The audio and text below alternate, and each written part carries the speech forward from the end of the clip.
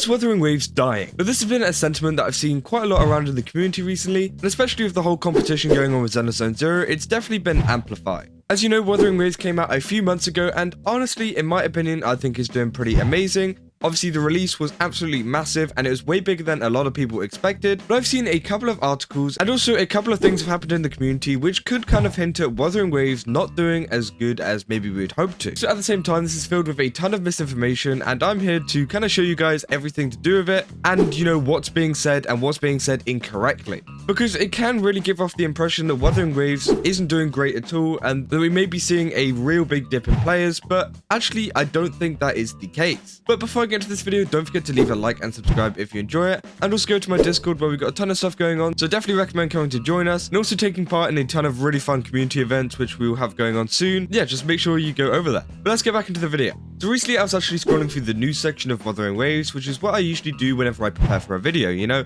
I look up news articles to do with Wuthering Waves, whether it's to do with revenue, whether it's to do with a funny moment, whether it's to do with literally anything. I usually search up Wuthering Waves in Google, go to the news section and see what's going on, because, you know, there's a lot of stuff in Wuthering Waves and also in other games too. I do this with other games as well, where there's just a ton of stuff going on that sometimes it just, you know, you don't clock it. It doesn't come up on your feed, and that this helps me to kind of, you know, get to a topic quickly. Now, this was an article that I saw popping up quite a few times on my feed, and I found it kind of weird. It said, fed up of Wuthering Waves, uninstall it using these methods. Now, it says this is from the India Today Gaming, and they can't spell 3, so that kind of tells you what their intellect is at there, so I don't know if I could trust them to tell me how to uninstall a game, but there you go. And also there's another one from the Escapist further down, which is called How to Uninstall Wuthering Waves, which again I just found really weird, because obviously this is a completely new game. Wuthering Waves, as I said, came out a few months ago, and people are already bringing out guides on how to delete it. Now,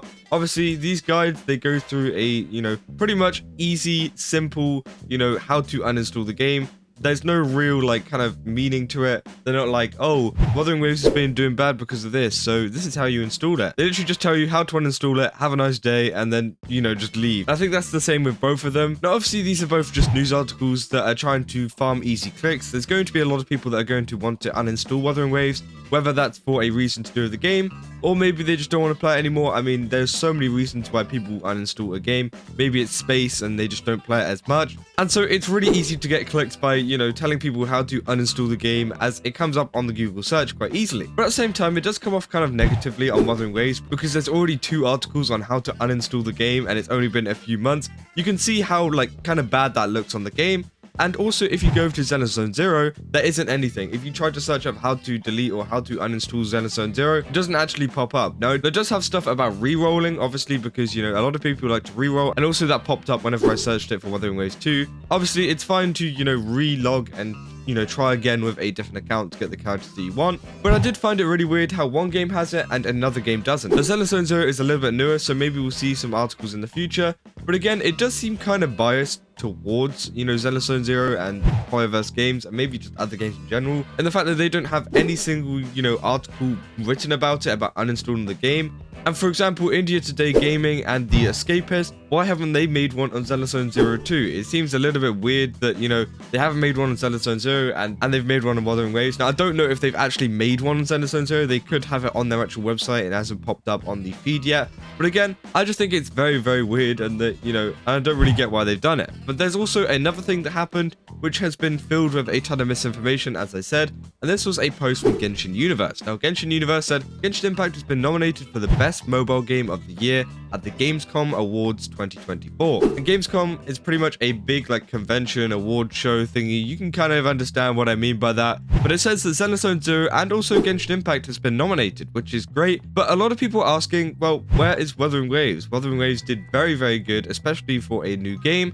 And also, where is Honkai Star Rail 2? Maybe you're not a fan of Wuthering Waves or don't think it deserves to be best mobile game, but I definitely think that Honkai Star Rail deserves to be best mobile game above Genshin Impact. Like, definitely, 100%. I think Honkai Star Rail has done so much more this year than Zenless Zone Zero, and people were asking, well, where is this? And a lot of people were very angry online, saying stuff like, you know, why is Wuthering Waves not here? Why is Honkai Star Rail, like, this is, like, terrible, I'm not going to be supporting this award show.